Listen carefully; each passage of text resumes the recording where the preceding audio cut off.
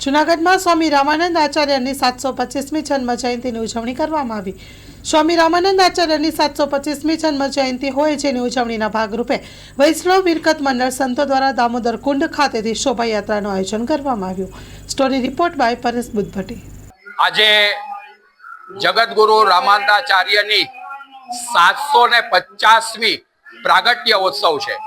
આ નિમિત્તે જૂનાગઢના વિરક્ત મંડળના તમામ સાધુ સંતો મહંતો દ્વારા ખાક ચોકથી આજે શોભાયાત્રા કાઢવામાં આવી અને એ શોભાયાત્રા ધામધૂમથી કાઢવામાં આવી। એમાં લોકો છે એ જોડાયા અને રામાનંદાચાર્યની શોભાયાત્રાની પાલખી છે એ બેન્ડવાજા સાથે ધીમે ધીમે યમુના કુટીર તરફ આવી।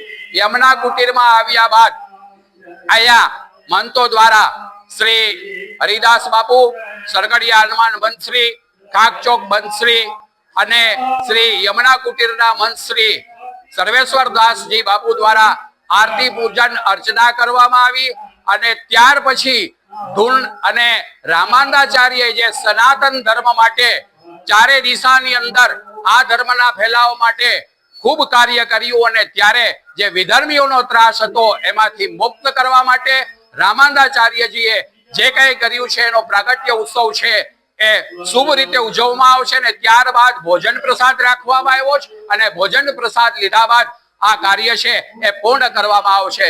બોલો રામાનંદાચાર્યજી મહારાજ કી જય।